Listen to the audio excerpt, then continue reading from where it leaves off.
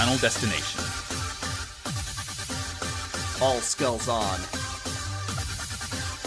No odd job. Slappers only.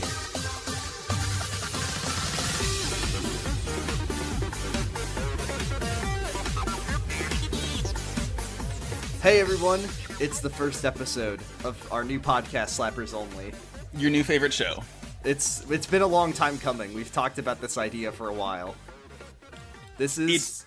I was just gonna ask Jordan, what are we here for today? Why are we in the recording studio together?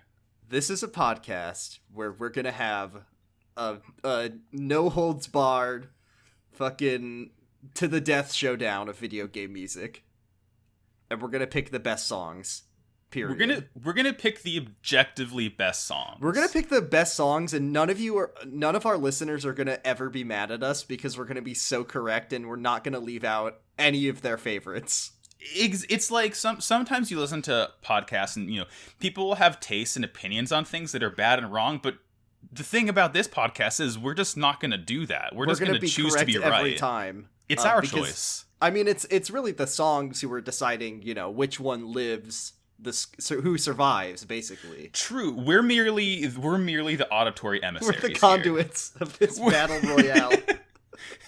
We're the gift horses. Shall we share our musical credentials and why we're so correct about our objectively correct opinions? Yeah. What are your musical credentials, Jordan? Well, I don't know shit about anything. I mean, here's the thing. So like I was a choir kid for like 6 years, 7 years, and I was like I did all of the like music shit. I did voice lessons. I could read music pretty well, and it's been a long time, and I've forgotten most of it. So okay, so that's good. And I also played drums for like I don't know 7 or 8 years, but I also kind of forgot a lot of that. But it never truly leaves you. I don't know anything about music theory.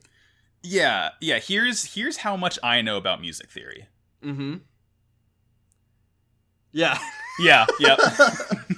What about maybe for our listeners to sort of align ourselves with our tastes, we could share what kind of what like our favorite genres are, so you kind of know where we're at. And also, once again, this is all objectively correct, so like these are the correct and good genres of music. Right, yeah. Anything but country and rap is what I have always said. Oh my god, no, you can't. No, wait, 0 listeners. All right. Ooh, look at that. Damn it. I very much used to be that kind of person. Me too. Yeah. I was like high school, huh? Oh, if it's on the radio, I want nothing to do with it. Pop music, more like poop music. Oh damn. I'm writing that one down for later. I know one thing. If I know one thing about you, Max, I know that you're a big ska fan, but I'm sure that and I know you love T Swift, so those are the two things I know about sort of your opinions and your taste. Yeah, I'm looking around my room. I do have 3 separate Streetlight Manifesto posters in my room. What is your opinion on the current state of ska? Is it kicking? Is it still alive? Jordan, much like Jesus Christ 3 days after he was crucified, ska is not dead. Much like my favorite Christian movie, ska's not dead too. Ska's still alive. God. We're definitely gonna like hook the Christian rock crowd with this intro. Yeah, we gotta get the Switchfoot fans in on this podcast. Yo, what's up, skillet heads? Yeah.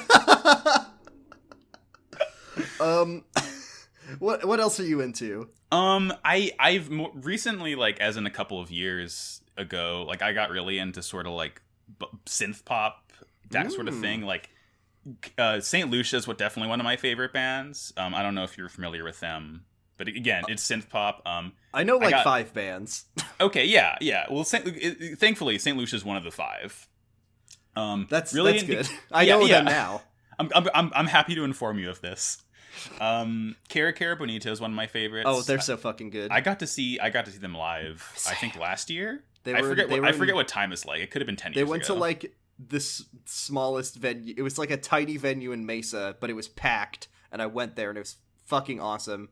Except for the 30-year-old anime fan nerd boys who were there, and they kind of made it less fun. Yeah, that sucked. The only sort of like anime nerd band I partake in is Anamanaguchi. Okay.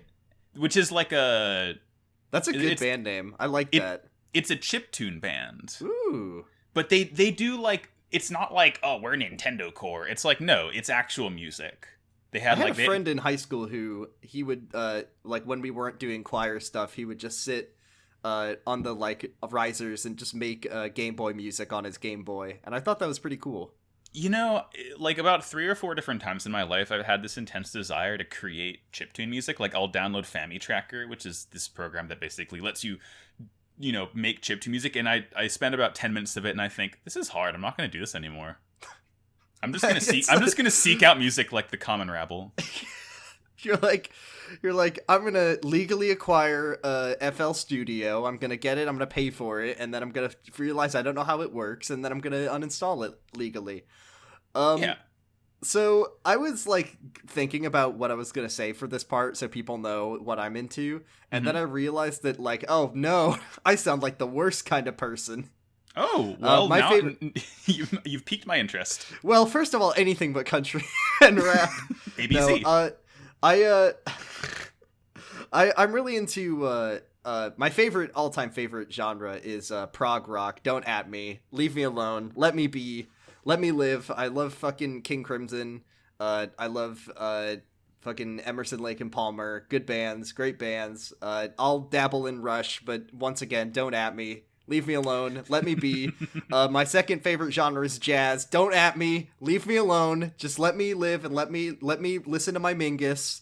Let me listen to my Charles Mingus records on vinyl. Leave me alone. Mingus Reedus. Just let me listen to my Mingus. I wear a shirt that says "Don't talk to me until I've had my Mingus." My morning Mingus. My opinion. People are asking my opinion on Mingus is already answered by my Mingus shirt that I'm wearing. My favorite Illumination character, the Minguses. God. Have you heard of this is just like a random sidebar. Have you heard of Cassiopeia? No, I haven't. Okay, they're this Japanese jazz. Remember when I said I've only heard of 5 bands? Okay, that's true. You will probably like them. They're this like Japanese jazz outfit. They have this album, like the Constellation. They have this album called Mint Jams. It's on YouTube. It's not on Spotify because it's like from the 90s, and as we all know, music didn't exist until the 2000s. They didn't invent it until Eiffel 69 released their famous song. And it's like, I describe it as elevator music but good. You might like it. It's like the famous works of Andrew Hussey from fame. Well, I'm gonna edit out from this podcast, so don't worry about it. Yeah, just put like the censor bleep there. Yeah, I'm just gonna take that out of here. People can extrapolate. So, and then also I sometimes like to listen to classical music. Do not at me. Leave me alone. No, why are people knocking on my door? It's the quality police. They've come to congratulate you. They've come to tell me that I have good taste. Oh no. So now that we've got basically all of the genres of music, and once again, neither of us did say country and rap, which is we've solved music. Mm-hmm. I should say I also really like bluegrass music. If we're gonna go there, shall we explain the like format of this fight to the death? I think that might be helpful for the listeners. Yeah, because many people are saying that songs can't engage in combat. And that's what we're here for. So the way that we've decided we're going to do this podcast is that each week we're going to pick, we're going to listen to the video game soundtrack of our choosing, and we're going to pick out 3 slappers, which is what we're calling songs that we like. Now, I know what you're saying. Isn't it possible that we might pick the same song? And the answer is almost certainly yes. Not only is it possible, it's probable. It's very likely that if we pick the best 3 songs on a soundtrack, we're probably going to pick the same 2 to 3 songs. And that's what our secondary slaps are for. Mm-hmm. So we each have 3 extra songs that we'll go through in the event of a tie, basically. And then at the end, we're going to have to somehow bash our heads together and figure out which one wins. Right. It's like slapping with your non-dominant hand. It's what is the sound of one hand slapping? Okay. Now here's the interesting, we're still working out the kinks of this podcast. This is our first episode. The interesting thing is that, and you compared it to picking a Pokemon team. Yes. Which I know nothing about because I've never done which I've been doing all damn week. Yeah, because you're the Pokemon master. That, like, you're trying to get into my head and figure out what I'm doing, and I'm trying to figure out what you're doing. And as an unfortunate result of that, if we miss a song, like, if it's not on our top 3, it's probably because of that. It's probably because of that. It's not because of our bad taste, because I cannot stress this enough. We are objectively correct. Like, I'm looking at my top 3 right now, and there's a big blank spot that should be filled by a different song, but I'm pretty sure you have it on yours, and if you don't, then I've taken a gamble and I've failed. And You know what? Because we're objectively correct, that just means that it's not the best song. See, what's going to happen is after the podcast, after each week, the 6 songs we pick, you can basically take the game that we choose, set the entire game like to those 6 songs only, and the experience will be the same, if not better. It'll be improved because we're basically cutting out the fat. We're totally trimming the fat here. Exactly. We're basically speed running a video game soundtrack. Yeah. So let's you know what? Let's get to it. And I know that the episode will I'm pretty sure I'm just going to title the episode what the name of the game, right? Yeah, but our first game is Wind Waker. We had a lot of discussions on what we were going to do first. Mm-hmm. But we're the original pick, which we'll share later, was kind of hard, and we're kind of babies at this, so I wanted to pick something a little more simple. Yeah. So we're easing ourselves into the pool. I told you that if we started with Ocarina of Time, I was going to quit. The thing, okay. When you're looking at a podcast, you want to hear 2 people talk about how the Ocarina of Time soundtrack is good. That would just like immediately kill off any chance we have. Wow, like more Gerudo than 3 Valley. People listening. Damn, Gerudo Valley's a good song. Oh, no one has ever said this before. Zelda's Lullaby makes me like sad sometimes. It makes me nostalgic for my child. Did you know that Zelda's Lullaby is a song of healing backwards? That's not even right. I just got the truth. That's not correct at all. Actually, it's the Ballad of the Goddess from Skyward Sword. Wow. So we're doing Wind Waker, which is the best Zelda game. Which is the best Zelda game. More and more people are saying this. And, okay, can we... So I was, like, doing some reading about Wind Waker, like, because we have a bit of an age difference. I was, like... When did Wind Waker come out? 2001, I believe. 2001, I was, like, 5 years old when it came out. Okay, I was 8. So, it took me a while to get to it. My brother pre-ordered it, and so he got the Master Quest... game also. That was cool. Oh, yeah. I was looking at reviews for this game in preparation for this podcast, and can I read something that Mr. Wikipedia told me that made me really mad?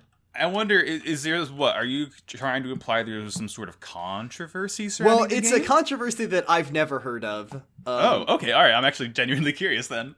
Because, yeah, there were people who were... once again, we're always correct here, that we're objectively incorrect about the art style of the game. But this is the thing I've never heard of before, which says, critical reception on Wikipedia says, oh, this is going to make you so mad. I'm ready. I'm excited. Hit me. Nintendo Power called the game a masterpiece of style and storytelling. Several critics lauded the score and soundtrack, which we're about to do, though some noted, and I need to know the names of all of these critics and their addresses, some noted the lack of voice acting as a drawback. Let Link say fuck! Let the King of Red Lions speak.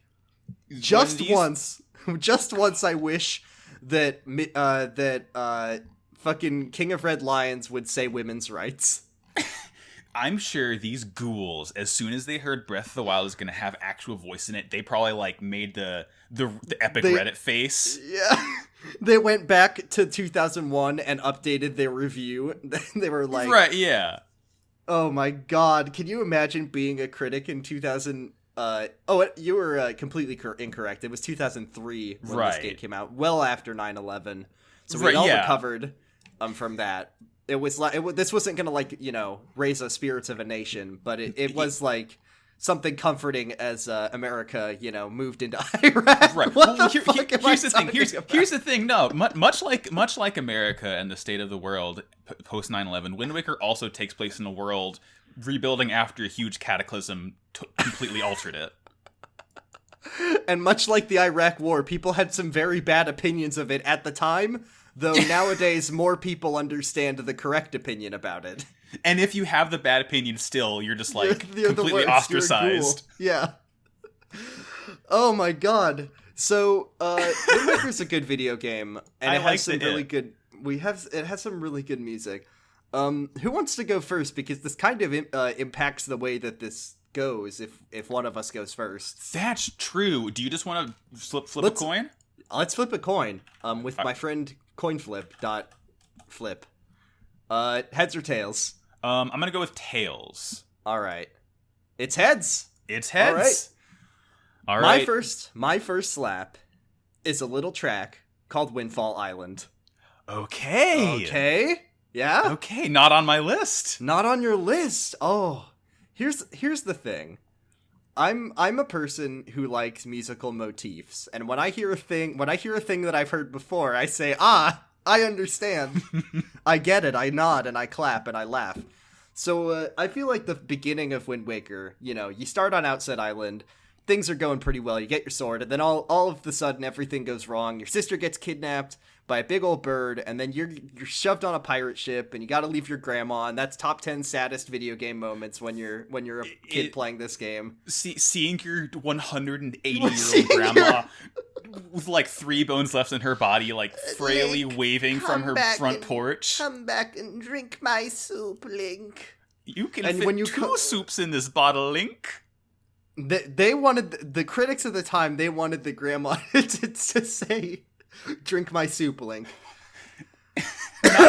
Not enough people are saying that Wind Waker was the original Oscar bait video game. It's the prestige video gaming. Anyways, what I'm saying is that the beginning of the game, you gotta leave your grandma, you gotta have a miserable time at Forsaken Fortress, getting spotted over and over again. You gotta spend about a week straight getting caught by those damn moblins. When you're a kid, when you're me and you're a kid playing this game, you have to go and ask your older brothers to do it for you over and over again every time you want to play Wind Waker. And then, do you come face to face with Ganon at the beginning of the game, or is that till later that you? No, you do. I think terrifying. After. Yeah, when you get to the prisoners there, the bird picks you up and takes you to the big man.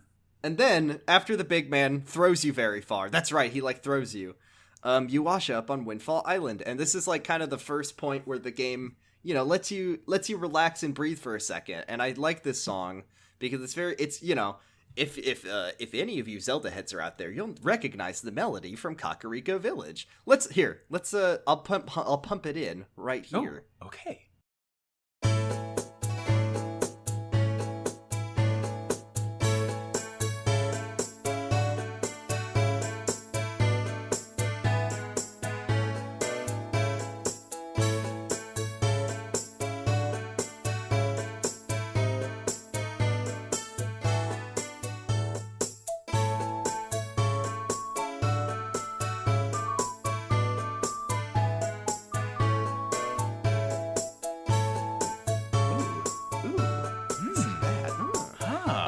I learned an interesting thing. Apparently, this song has the exact same sound font as Ocarina of Time, with the drums and the flute and the strings. I extremely noticed it because this soundtrack is the most MIDI soundtrack I've ever heard in my life. But it's got good MIDIs though. The MIDIs are good. MIDIs. Which is funny because the Wikipedia article does mention that it's new technology and they're able to get higher quality MIDIs, but the actual instrument samples are the exact same thing. Yeah, but they're good. Also, I wanted to say that the soundtrack was composed by Kenta Nagata, Hajime Wakai, Toru Minagishi, and then our boy Koji Kondo, who I'm sure will never speak of him ever again. No. We'll never talk about Koji Kondo again. Who? This is also the first Zelda soundtrack with vocal sounds, apparently, with like the Wind Waker chorus. Yeah. And also, it had an Irish influence with the... Sorry, Sarah, if you're listening. I know you're not listening, but... Uilleann they're not pipes?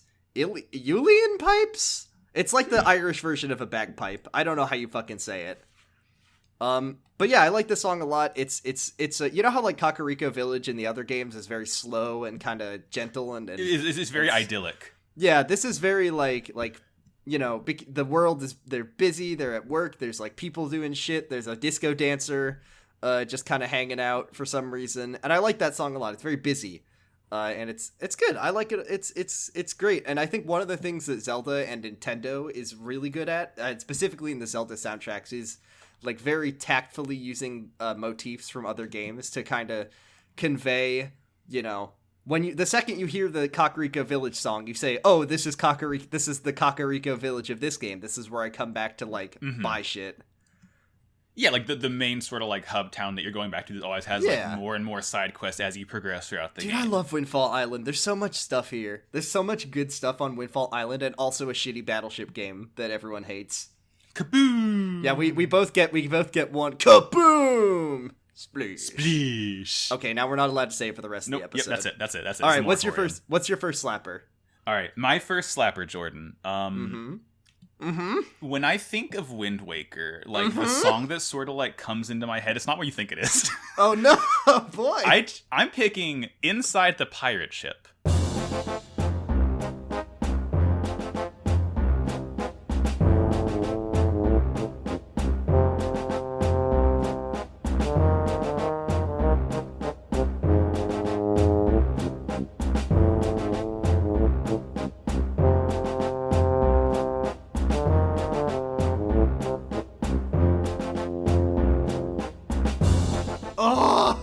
I was hoping you would. Yeah. I was hoping we'd be talking about Groose's theme, but before the original Groose's theme. Pre-Goose. PG, pre-Goose. This is in the BG era before Goose. It's like it's so good though. It's so good. So as Jordan mentioned earlier, you know, you begin the game, Errol gets captured by the big turkey, and you have to say goodbye to your 270-year-old grandma, and you get on the she pirate gets older ship. every time we say her name. Time passes in the game like real life. It's just like real life. Yeah. And you're in this pirate ship with Tetra. It's like Metal Gear Solid 3. If you leave the game for 2 weeks, you come back and she's a skeleton. No. You like open the door, you don't knock first, and then her like dentures fly out very dramatically.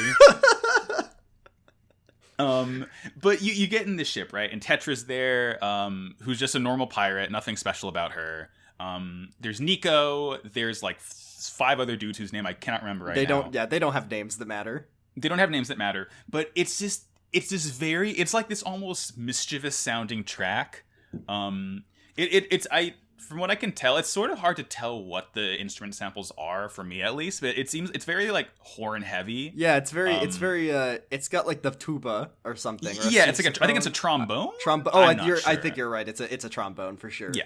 But it's like it's the trombone sort of leading it. We got some like deep horns in the background, this really light percussion, and like the bass is so simple. The bass just goes dun dun dun dun, dun, dun. Just that over and over again, and like it just takes me back to that damn like jumping puzzle. And can I tell you that I hate this song because of the fact that this is another moment where I spent way too long being... I was not good at able to beat a video game until I was like 13 years old, or 12 years old maybe. I had never figured it out. So this was another moment where I had to get one of my 2 older brothers to just do this for me every time.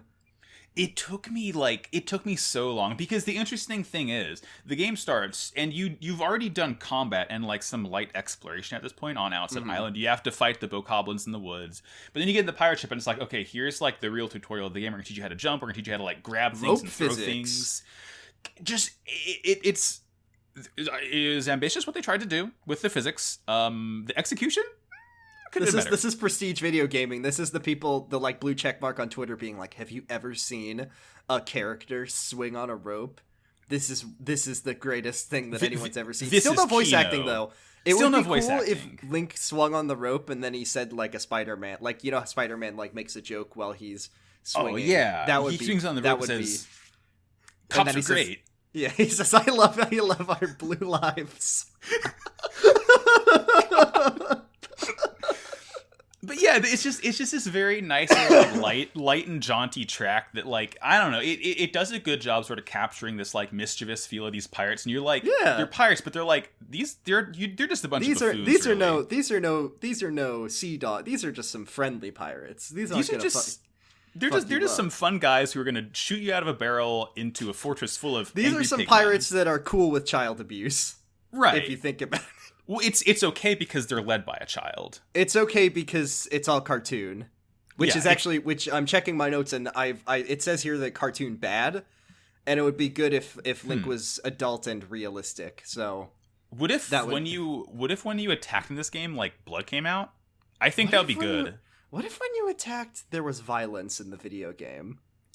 I think cool. I'd like that very much. I think it'd be really cool if maybe like it violence if you had to kill a Bokoblin and then in the next room the Bokoblin's wife and son are there and they say, "Why did you kill my dad?" and then you have to fight them too. They like say each other's names as you kill them, but it's like in their language, so it's just like you kill and there's like rah, rah, rah, and you're supposed to feel something, you see. It's trying to tell you that violence is bad.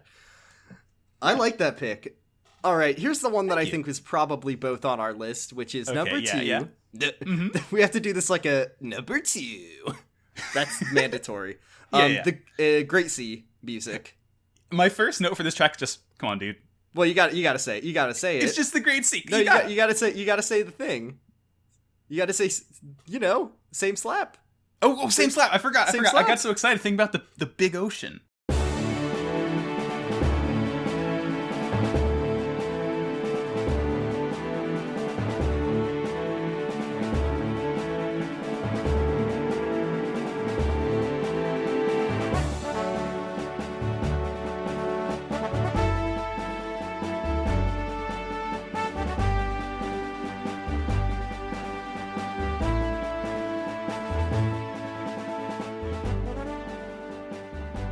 Many critics are saying that the ocean is too big and maybe they should have made the game a little smaller, is my opinion. I say the more sailing, the more time you get to listen to the best song in the game. Well, hold on. Let's hold our horses. Let's don't get ahead of yourself, please. We still have to fight over this. Yeah, we have to battle it out. Did you write down the phrase call and response? Oh, Jordan, you know I did. I like call and response because it's like the music is participating with itself. Let me tell you about my friend Colin. Colin, first name, last name, response. Last name, response. The vamp to this where it goes da da da da da da da da. That's just sailing to me. That's just ocean. Oh yeah. You get these like this nice like sort of like marching drum beat in the background too. It just spurs you on. It makes you want to like sail. Oh, this whole game has fucking marching snare vibes. It's so good, the snare in this game. I love it. Can I offer you the reason that this isn't the best song in the video game? Hit me. What if instead of Great Sea, which by the way, for context, of course, this is basically the overworld theme when you're on the boat, the King of Red Lines, and you're sailing around. This is the Hyrule Field. The water is like spraying all over the place. What if instead of this, it played "I'm on a Boat" by The Lonely Island, featuring T-Pain? You see, that would be really funny. What if this game had voice acting and it was Link singing "I'm on a Boat"? It was just auto-tuned Link.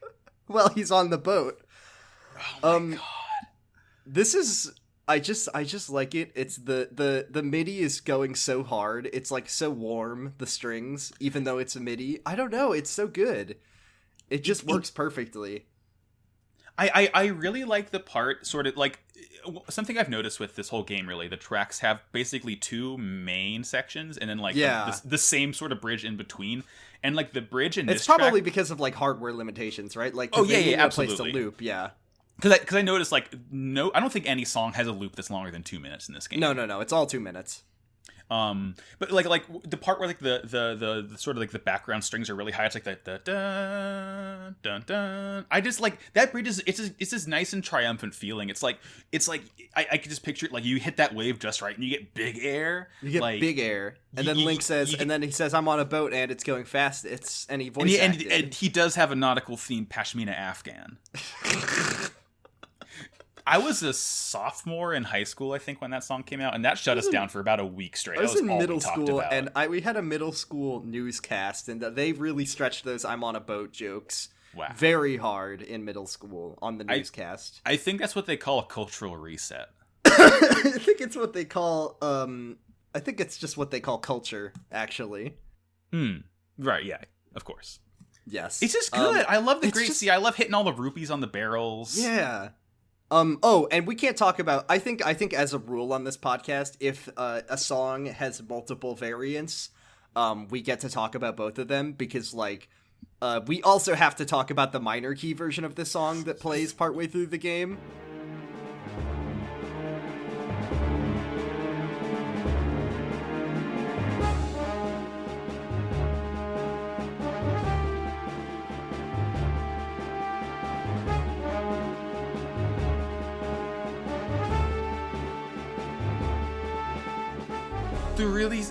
When it's just all scary. It subverts your expectations, is the thing.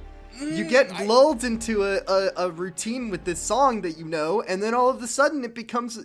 Look, I know one thing about music theory. It's that major key happy, minor key sad. It's true. I'm looking at the book, and that's all it says. I'm looking at the book on music theory, and it says Johann Sebastian Bach, written by and directed by, and it says those words, and I have them tattooed on my arm, so I don't forget them. And once it gets it's creepy. It gets scary when it gets... And then, you know what else is cool? And this is not related to the piece of music, but because the Great Sea theme is so, like, triumphant and adventurous, when you encounter enemies on the sea and it gets the scary fighting music, it becomes extra creepy and scary. Yeah, it's like you the freaking Georgs come up, those nasty scary sharks. Oh, and went, oh my gosh. And like that first time that you saw the sort of ring of seagulls in the sky, and you sail over there and you think, what could this be? And then like a 10-eyed squid pops out and you're like, oh, I'm in hell now. What the fuck are you doing, Nintendo? That genuinely scared me when I was a youngin'. What is that about? Oh my god. Like, the first time I did it, I couldn't figure out how to do it. I didn't know that you had to use the boomerang to hit all the eyes. Mm-hmm. So I, like, freaked out the whole time, and, like, I just couldn't figure it out, and I, like, ended up getting sucked into the squid, and it was like, I turned the game off. I didn't play for, like, a day or two. It's the worst day of my entire life. This is the worst thing that happened to me in 3 years. Everybody listen to Kid Nation Nation.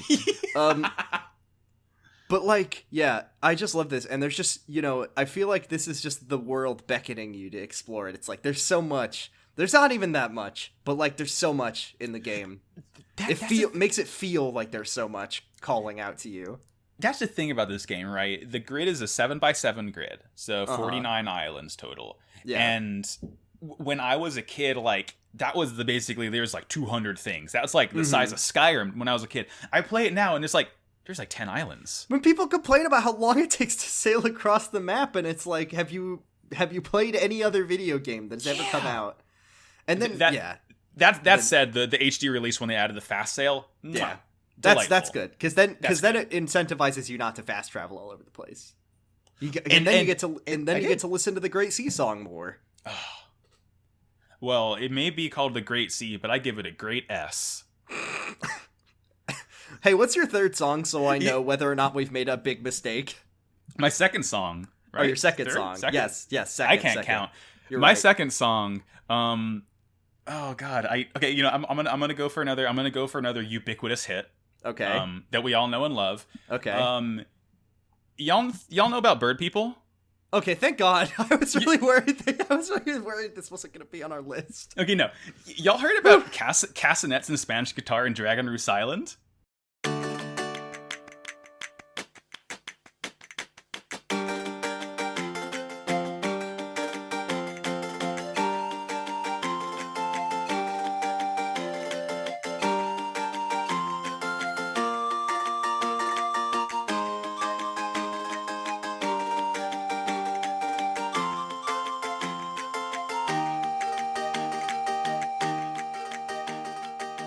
Have you ever heard of Andean folk music with pan flutes? Because that's apparently... so good. Oh my god. See, this is the one that I didn't put on my list because I was so sure that you were going to put it on your list, but I was ready to, like, have our podcast canceled because right. we were both going to think that, and then we were going to talk about Dragon Roost Island.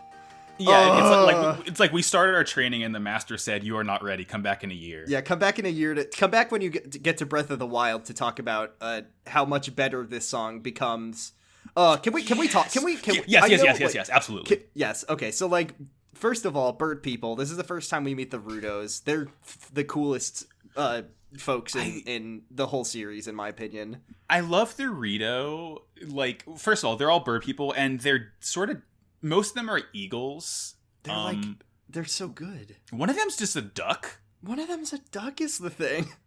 And her brother's an eagle too, so it doesn't. Yeah. Is Kamali Medley's brother? I don't know. It's not clear. But like many are unaware of the secret relation, but they will be ashamed of their words and deeds when they figure out the true lineage of Medley. It's what gets me about the Dorito is that, like, in the world of Wind Waker, they evolved from the Zora, and you would think the whole dang world is water. The whole world got flooded, and you'd think the Zora were thriving, but apparently they decided, guess I'll fly. Maybe they just don't like salt water. Guess I'll fly. Hey, the Zora live in the river domain, right? And they live at the top, and that feeds into Lake Hylia, so maybe they are freshwater. Okay. I've never thought about that. Ajiao Numa, call me sometime. Let's talk about this deep lore, please. I've been sitting here doing cinema sins for video games for, many years, saying, well, the whole world flooded. Why did the Zorak gotta go up on land? But now I'm thinking that they're fresh water. Their bodies can't take the salinity. Yeah, it's like every game that the Rito's been in, it's been like a sort of river or a lake. Or the Zora, rather. The Zora. Damn. We saw Zelda. Once again, we're objectively correct about everything that we talk about.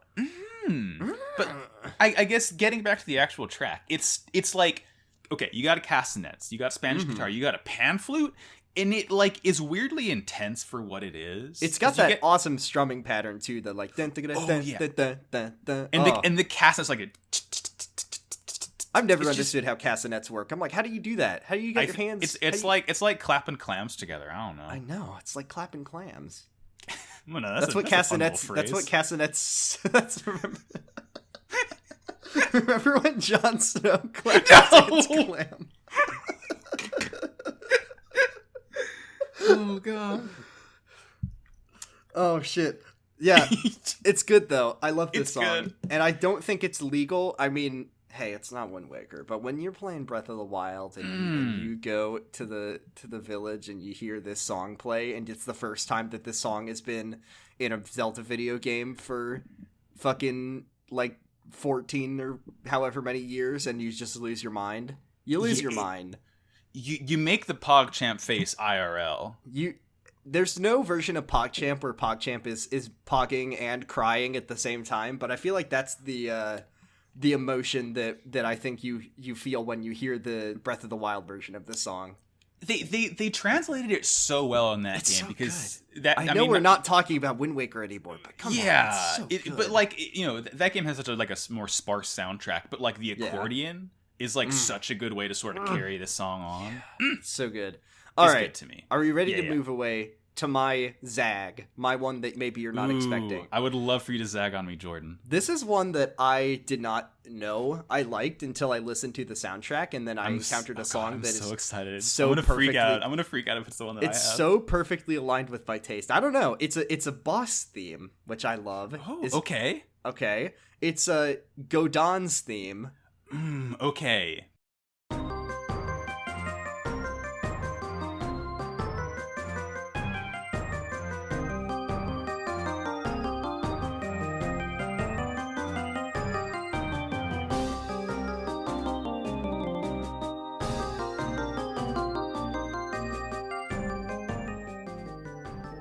Now Godon is the boss, so like you've gotten the 3 Gemeralds and you've reached you the got the of 3 balls. Gods. You got 3 balls. You got collected all 7 Dragon Balls, and your wish is that you could get an extra dungeon, more content.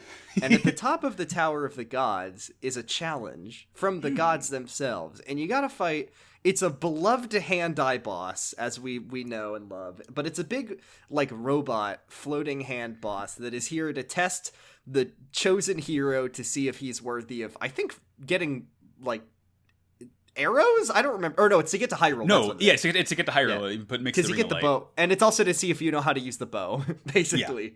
Yeah. This song has 2, because as we said, every song in this game has, like, 2 sections and a vamp. And I think this song is so cool because the first half is like an electric organ playing a fugue. Like it freaked me out the first time I heard it. Yeah, because it's baroque. It's baroque.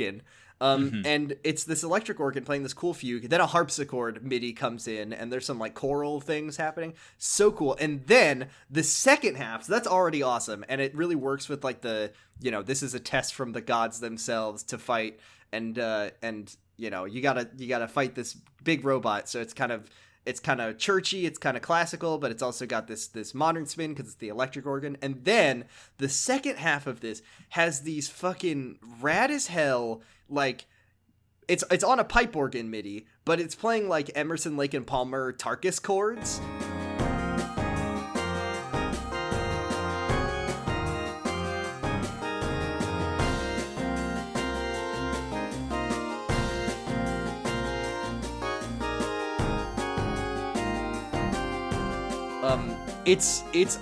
We'll probably get to this eventually, that I think that whether they know it or not, like Western prog rock has influenced the hell out of Japanese video game music. Oh, absolutely. Because I mean, this sounds exactly like something Uematsu would write, but it just sounds so fucking. I wrote in my notes.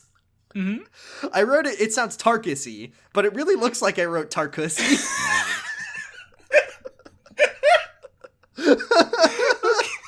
Yeah, go off. That's your objective opinion. My correct takes is that this song sounds very Tarkus-y. And it also, of course, has the cool marching snare drums, the drum rudiments. Awesome. I love it. It's got 2 things that I really like. When we inevitably talk about Katamari Damacy, I'll talk about how much I love fugues and how much I love like sort of modern spins and on classical music. So that's why I think this song is just like someone wrote a song for my personal, objectively correct takes. And taste is what I meant to say. Yeah. It both work. Cool. It's what's cool about Godon to me is that it, like, at that point, that's like when the game starts getting kind of weird with it, right? Because it gets a little nutty with it. You fought Goma, Big Bug. That's just like Big classic Bug. Zelda. Big Bug, scary, creaky armor, which is cool. Yeah, second dungeon you fought Kaladimos, Big Moth. Again, normal Zelda stuff. What does Big Worm turn into? Big Moth. Big Moth. And then the third dungeon, let's just fight like a weird robot that like snorts bombs out hymnos and arrows. Sometimes you gotta just fight a big robot that, it's kind of like if you had to kill Probopass with a bow and arrow, kind of. Like, what if I had to fight Probopass to the death, and it was because the Judeo-Christian god needed to see how strong I was. This is a challenge. This is a challenge laid down by the Judeo-Christian god to kill Probopass. Yeah. And it's like the music definitely reflects that, because it's like instruments that you have not heard in the game yet. You're like, oh, funky. And it's funky and weird with it. It's crazy, like, blocky, weird, dissonant chords. It's so good. It's like, it's cool. I don't know. I really like Godon. I like that it gives you the items as you fight it, because it's like, we're not trying to kill you. We're just trying to see if you're good at it. Yeah. We're trying to see if you, in the words of all gamers everywhere, if you can get good, as they say. Are you a bad enough dude to pull the Master Sword out of his pedestal? Do you have enough health orbs? What is your third slapper? My third slapper. So this is my Zag pick. This is something that I feel like is very, very underappreciated. Mm-hmm. Dungeons are good in Zelda. I like to be in them. This is the thing that this is an original take, is that people like Zelda because they have interesting and unique dungeon design. Someone should make like a whole YouTube series. But I think one of my biggest problems with the dungeons is that you go into the dungeon and it's just completely silent. There's nothing to listen to. If only there was a game that fixed. If only there was a game that fixed that. If only you got to go in. You only got to put your big heavy boots on and walk through these big statues that are just like blowing like Category 6 Gale Force winds at you, and then you're in a creepy underground mausoleum with a didgeridoo. I'm talking about the Earth Temple, Jordan.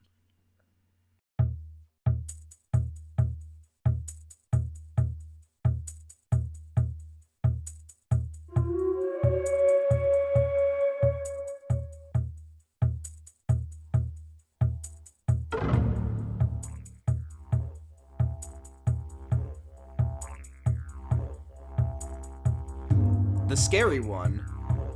The scary one with the hands.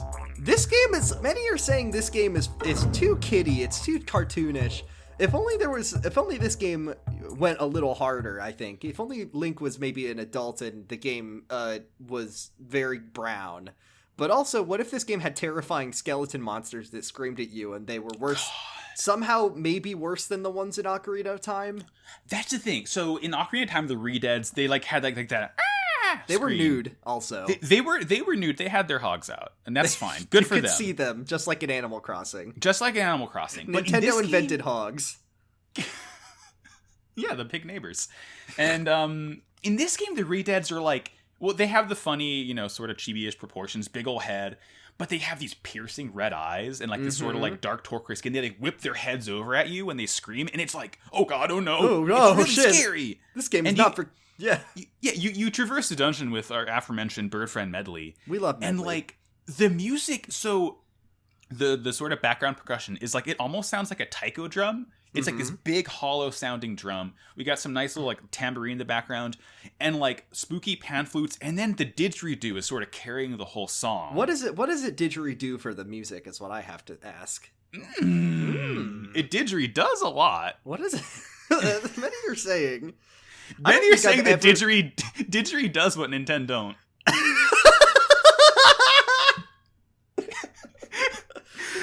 I wonder at what other video games use a MIDI didgeridoo. Yeah, that's the thing. This sample, whatever they use for this, is like, okay, this is truly the power of the Nintendo GameCube because it sounds real good. It sounds good as hell. Very, like, yeah. There's part of the strong where like the strings sort of come in over everything and like this very oppressive part, and it's like sort of like lays off right away. And then you get more spooky pan flutes in the background. You get one part where it's like almost sounds like metal squealing. It's like this like it's like it does a good job giving you the feeling of like, I am in a place that I should not be right now. Every Zelda game has one creepy dungeon, I think. Bottom of the Well, or Dark Temple. Or the Dark Temple with Bingo Bango Bongo. Pretty much like half of them in Wind Waker or in Majora's Mask are. Oh yeah. Though it's probably the Clock Tower, maybe, or not the Clock Tower. What's it called? Oh, Stone Tower. Stone Tower. That's what it's called. Stone Tower, the water temple in Skyward Sword. When you go underneath the statue and then you're in like, oh, it's all zombies. Oh god, I love that part. That temple's so freaking good, dude. So good. But yeah, it's just I really like it. I feel like a lot of those dungeon themes in Zelda don't get as much attention as like the overall themes or the boss themes do. Mm-hmm. And I think the Earth Temple is definitely like one of my favorites of the whole series because like you don't often get to hear didgeridoo in gaming, but when you do, it's a nice treat. Yeah, unless it's like probably in the like horrible Sly Cooper Australian level. I bet there's some like funny racism didgeridoo. Yeah. Can I tell you just a completely random aside based on Sly Cooper? Yeah, of course. I just started playing Ghost of Tsushima. Came out today. Mm-hmm. Yeah. There's a trophy that you get for like coloring your outfit to be the Sly Cooper colors because it's made by Sucker Punch. That's it's kind of cute, kind of a cute touch. I've always been a Sly Cooper fan. So we've hold on, have we have done 6 apiece, right? Or I'm counting 6 apiece because you did the first one. Yeah. So I just did my third, which means you had already done your third. So we've done 6. Yeah, we've done 6, and we had one same slap. So we had one same slap. You took one out of your secondary list, right? So for my what you did the Great Sea, right? I did Great Sea, yes. Yes. Okay. So we've what do we have on the table, and then I'm going to go into what our secondary slaps are. Maybe we can give just a little attention to those because I just want everyone to know that I have good taste and that we're correct. Right. So yeah, of course. I'm not insecure about it though. Yes. We got Windfall Island, we've got Pirate Theme, we've got Great Sea, we've got I've already forgot Dragon Roost Island, Godon, and Earth Temple. Yes. That's a You know what, Max? We covered all of the bases. Are we objectively correct about everything that we've ever said? I think we're going to get a lot of people saying, wow, Max and Jordan, you just did the whole game. I know that we didn't have the Farewell King of Red or Farewell Hyrule King, which is our mutual friend Steph's favorite Zelda track of all time. I've learned. Sorry, last night. gamers, it's not a slapper though. Like it's not a slapper. You wouldn't say. I mean, I guess neither is Earth. Like I'm not cranking up Earth Temple Kingdom. Speak for yourself. I'm making it clap to that didgeridoo all day long. But it is a good song. But it is not on. Sorry, Stephanie, it's not on the list. Guess you'll just have to come on the podcast and be mad at us for being objectively correct. What are your secondary slappers besides Earth Temple? So my secondary slappers, I got Outset Island. That's one of them. Good one. That's like it's like the starting theme. It's just like Do you know what? I have trauma about that island because of the horrible snot kid. So that's what the snot kid and the big pig. I always think of those two things when I think of Outset Island. So that's why I don't like that song. Okay, well that's okay. That's okay. My personal nightmare is a version of 28 Days Later, but instead of running zombies, it's just Snot Kid. Just one, and that's all. That's all you need. No, it's just a whole crowd of snot kids. That's spooky. And then Great 2 is on my list. So the only other secondary slapper I had out of the 6 I brought total is the Helmerach King boss fight music. This is the most MIDI song I've ever heard. It's good though. I like to fight the big turkey. We like to fight. This is Thanksgiving, and there will be no pardon for Helmerach King. You get the hammer. You get to hammer its head. That's so satisfying. It's kind of animal cruelty to me. Well, he took my sister, so it's his just desserts. We're having turkey for dinner tonight. My secondary slaps because I got to Great Sea first, so I have all 3 of them. Number 1, mini boss theme.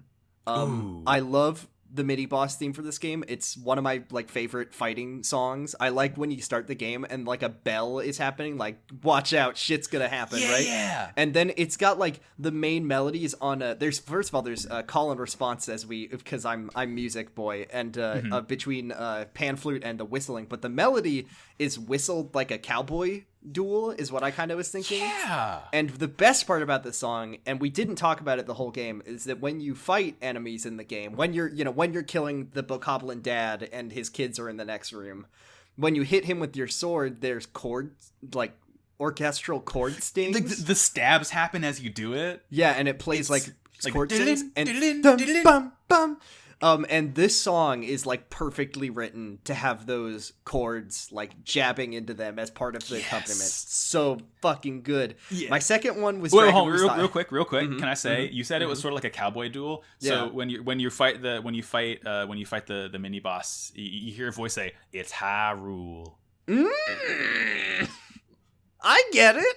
Yeah, that's one for the gamers out there. My second one was Dragon Roost Island because I was just really worried that we were both gonna try to outsmart each other too hard, and that everyone would be, and then we are objectively correct on this podcast, but everyone was gonna be really mad at us. Everyone would have suffered. Yeah. And then the third one, and this is the one that I kind of miserable that I don't get to play it on the podcast because it's so good, is just the cutest song in this whole game, which is the Forest Ceremony song.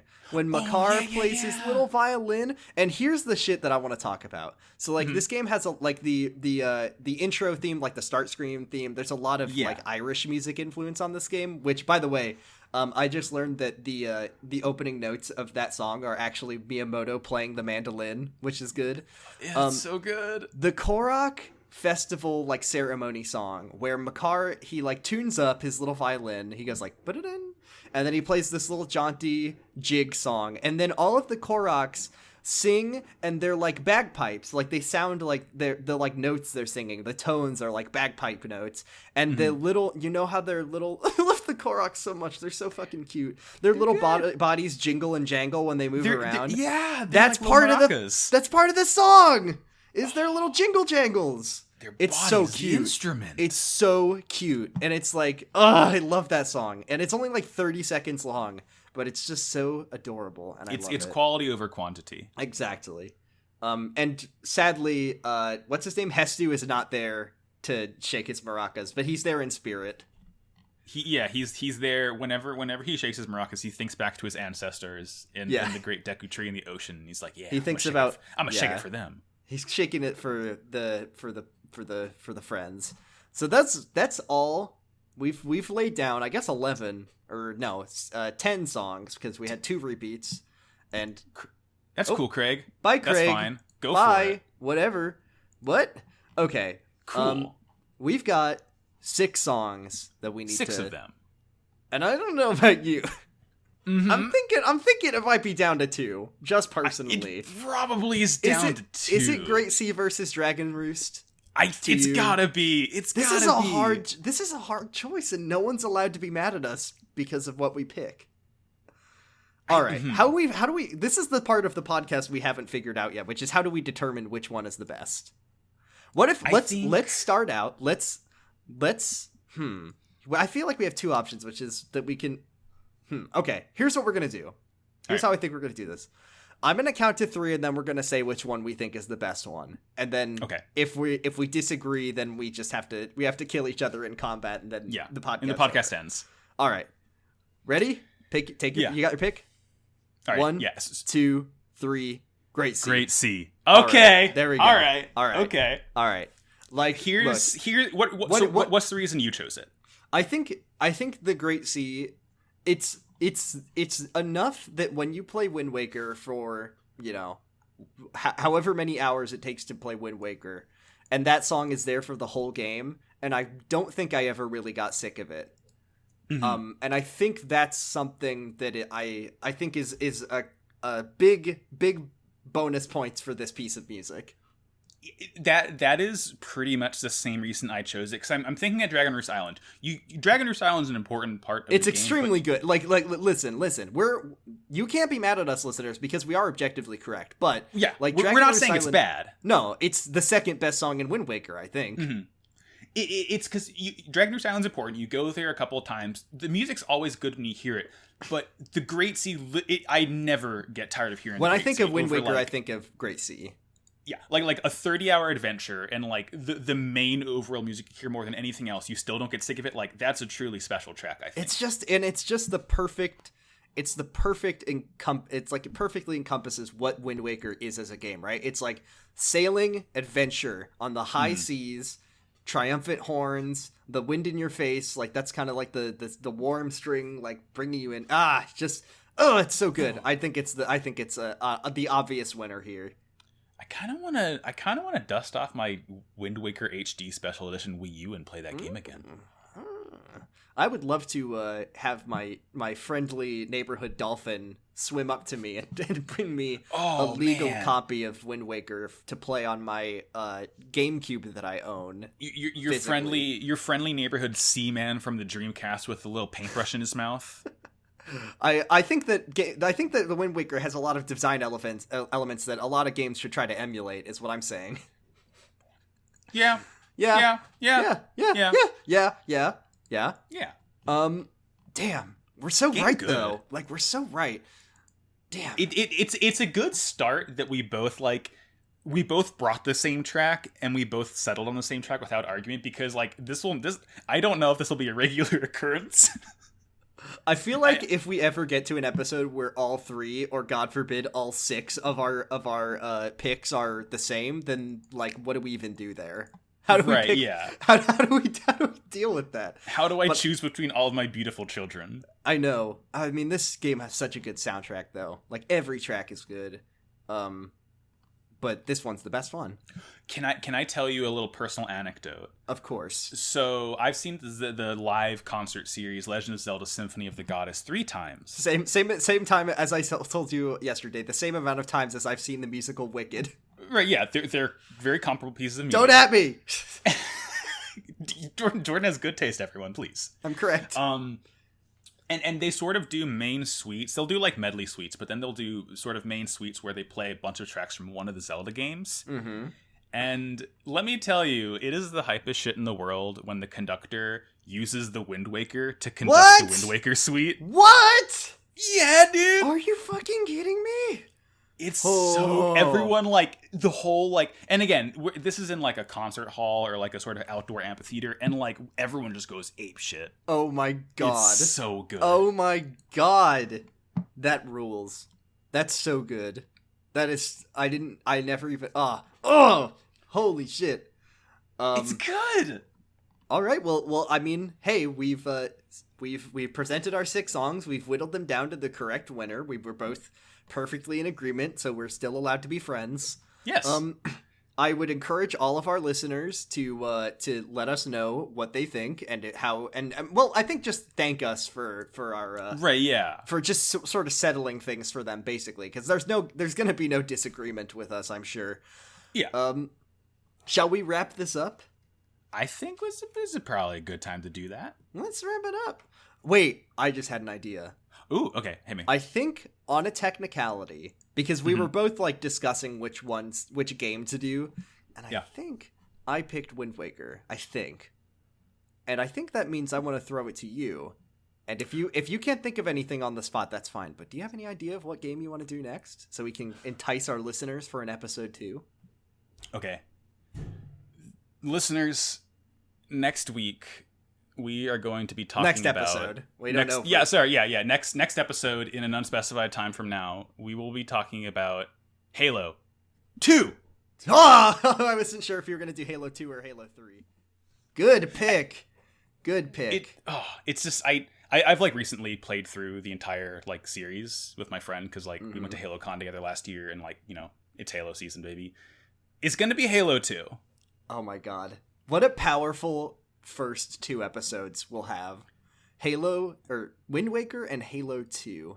God. The third episode we do is going to have to be the third game in a series, unfortunately, because we have set this precedent now. I know Wind Waker's not, but like Wind Waker 1, Halo 2, Half-Life 3. It'll be out by then. Phantom Hourglass is technically Wind Waker 2. It's a direct sequel. Get out of here. Get out of here. Get out of here.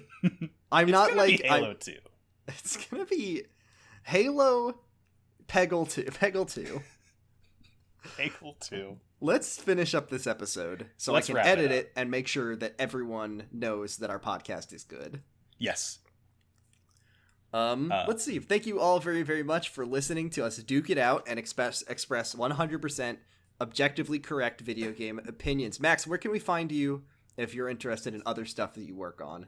Yeah, I'm glad you asked, Jordan. You can find me on Twitter at MaxyBajillion. Instagram, the same thing. If I just posted a photo of some delightful vegetarian pasta I made with my girlfriend the other day. I saw it. I'm obsessed about it. It was so good. You can find some other podcasts, such as Pod of Greed, the world's only Yu-Gi-Oh! Podcast sponsored by Kaiba Corp, at twitter.com/podofgreedcast if you can't tell it's a Yu-Gi-Oh! Podcast. And Wow, Cool Robot, a Gundam show, and that's at twitter.com/WowCoolPodcast. Hey Max, I just figured out, and I'm writing a note so I don't forget it, I just figured out what third game in a series I'm going to do for our third episode. Oh, baby. All right.